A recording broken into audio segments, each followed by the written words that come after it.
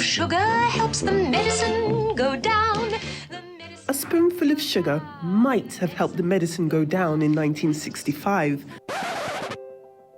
But in 2025, too much sugar may be the cause for the medicine in the first place. It's a dangerous phenomenon which has been highlighted as a cause for concern in the developed world. But in the global south, here in Nigeria, the danger of sugar continues hiding in plain sight.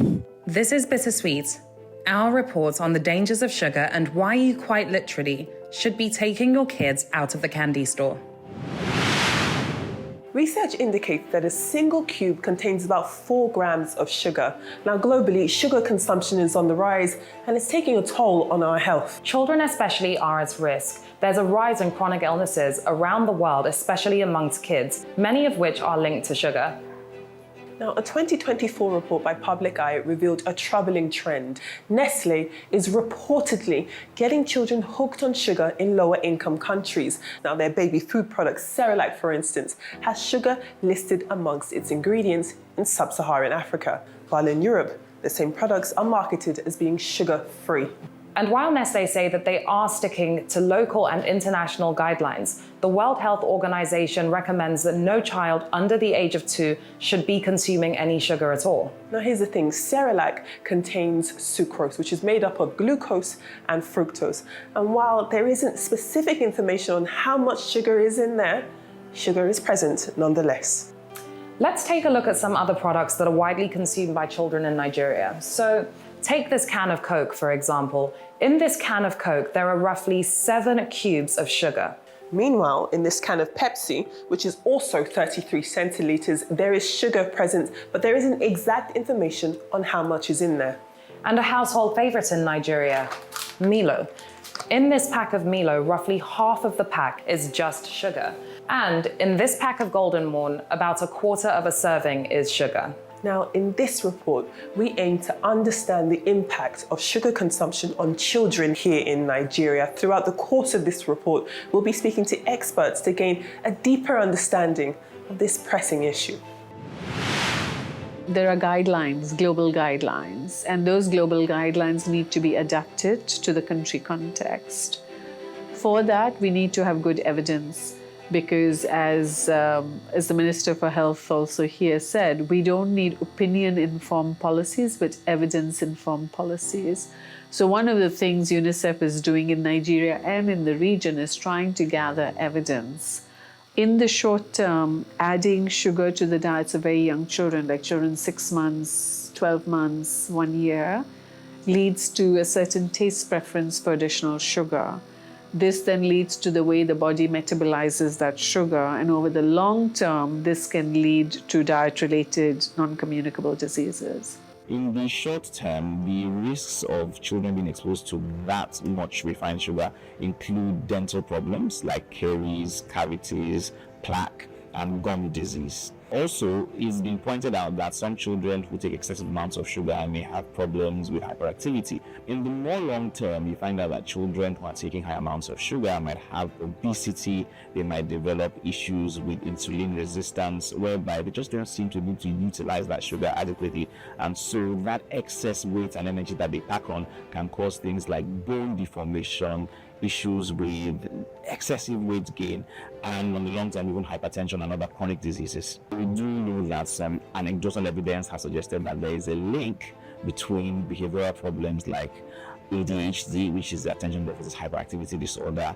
and excessive sugar consumption, and that some children have actually been found to have improvement in their symptoms once they cut out sugar. Soda or cake, or very sweet, them. Once you taste them, they're very sweet. You love them. Ice cream, stuff like that. They're high glycemic. So what they do, once they get in, immediately they spike your glucose levels. During that up phase, dopamine is being released. Your pleasure centers are being activated. Once you become accustomed to that style, it becomes, you're getting accustomed to it. It starts to become addictive. So imagine a child already being at that tempo. If you leave the child exposed to that, with time, they get exposed to other addictive substances.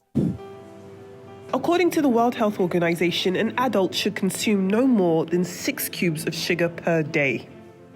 To put this into perspective, a small bottle of soda contains about 12 cubes of sugar. twice the recommended daily intake for an adult. For children, the recommendation is even lower. In fact, children below the age of 2 should not be given sugar at all. Part of the issue is the lack of education, because we're in a low-income setting. A lot of mothers are not really educated or aware of the right balance or the right kind of nutrition to give their children. Nigeria is one of the largest consumers of sugar-sweetened beverages in the world. And this includes an alarming number of children. Excess sugar can lead to metabolic outcomes like fatty liver disease. It can lead to diabetes, heart disease, as well as inflammatory conditions like asthma, acne, and gout. So there's a whole range. While we all think children would like to eat something sweet, it is more an adult thought. That's not the way children's taste, our taste buds get developed over time. In a country like Nigeria, where nearly 2/3 of our more than 200 million population live on less than $2 a day, some could argue the determining factor for food and drink choices across the country is cost. With the increasing rates of obesity, diabetes, hypertension, and other cardiovascular diseases among young people, experts have called on the government to increase the tax on sugar-sweetened beverages, or SSBs, to help reduce consumption. In 2021, the federal government introduced a tax on SSBs. Embedded in the Finance Act, it levies a 10 naira tax on each litre of all non-alcoholic and sugar-sweetened carbonated drinks. Researchers looking at the effect of price and income on the demand for sugar-sweetened beverages in Nigeria have found that there are approximately 41 million households in Nigeria. Of those households, 20.1% consume carbonated soft drinks. The average consuming household consumes 1.4 litres of a carbonated soft drink per week. They estimate a 3.3% decline in consumption as a result of the 10 naira per litre sugar tax, which could in turn raise 5.8 billion naira in tax revenue. Sure, there's some effect, but is the SSB tax enough of a deterrent? UNICEF Nigeria's Chief of Nutrition believes that a sugar tax is just the tip of the iceberg. I'd like to start by saying this is a really good step by the government, and the government should be congratulated for it. However, it's not sufficient in and of itself. We need to have 2 or 3 things around it, because the aim is to make sure children get healthy food. So what we need to do is also provide subsidies in tandem to families. So many countries, especially in Latin America, what they do is with the tax, they kind of put that into the government, and then they use that into cash transfers and or into mass media campaigns for consumer awareness.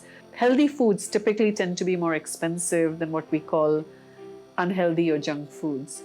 So I need, as a government or as a person working in nutrition, we need to enable poor families to be able to purchase those healthy foods. Just a couple months ago, there was a debate as to whether that tax should be suspended because of the current economic downturn. When they proposed the suspension, the claim was that it would alleviate some of the concerns that businesses have when it comes to the tax and how they're able to service their customers. However, data showed that some of the companies in question, one being Coca-Cola, had over 50% of its profit, even in the economic downturn, even with the tax. So it's not stopping people from buying, right? And so that now brings the need for a more aggressive policy that needs to curb the consumption of these beverages. At some point, it must be acknowledged that a large portion of this issue is choice. Adults can, do, and will continue to make their own choices when it comes to sugar consumption. But babies and children can't make those choices for themselves. So what happens when they are seemingly being misled? Public Eye has unequivocally accused Nestlé, the world's largest food and drink company, of adding sugar to baby food products for sale in a number of developing countries, including Nigeria, South Africa, and Bangladesh. We reached out to Nestlé over the course of the past 7 months for their participation in this report. Nestlé has declined each invitation, but did share this statement with us, in which they deny any double standard in baby milk products, but admit their infant cereals for babies from 6 months old may have slight variations in recipes around the world. During the preliminary phase of this investigative report, we tested a series of Nestlé Cerelac products, some purchased in Nigeria, in the United Kingdom, and the European Union. And interestingly enough, all samples tested positive for sugar. I think it's so important to point out that NAFDAC's defense of Cerelac containing 6 grams, right? 6 grams, it looks little, it looks like a small amount. In the average net product, which is about 100 grams, highlights the gap in our public health policies. According to the United Nations International Children's Emergency Fund, most popularly known as UNICEF, 100 children under 5 years old die of malnutrition in Nigeria every hour. This means Nigeria loses about 2,400 children to malnutrition every day. Malnourished children are also at risk of poor brain development, poor learning, emotional instability, and low immunity. This raises troubling questions that ask what the long-term effects of inadequate nutrition are on children's cognitive development and mental health. At this point in time, Nigeria is dealing with a fairly large problem of malnutrition. Nigeria is ranked 2nd in the world and number 1 in Africa in terms of children who are malnourished or undernourished. What we don't want in Nigeria is to also have that same status for children who are overnourished. So we really need to manage this situation quite delicately. The effects of sugar consumption take a controversial turn and shifts focus to big pharma and the cost of healthcare, and whether that has an effect on how seriously the adverse health outcomes in relation to sugar are taken. Food is the first medicine, truly. If you get your diet right, a lot of times you don't get sucked in by the pharmaceuticals, you don't become their prey. At the forefront of the line between high sugar consumption in children and mental health challenges are often caregivers, teachers, and parents. Many parents don't pay attention to how their children's behaviors change after they consume certain things. But even for a child that is a neurotypical child, that's a child that we consider to be normal. Now, before that child goes to bed, an hour, 30 minutes, you will not want them to have sugar, because they will be hyperactive. It will distort their sleep routine.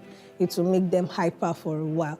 Now imagine a child that is already created to be hyperactive, giving them sugar, how it would affect them. I've been in situations where people have told me that, oh, give him sugar. If you give him sugar, it will have an adverse effect because he has autism. I don't buy carbonated drinks at home. When his brother is eating Costa biscuits, he's eating crackers.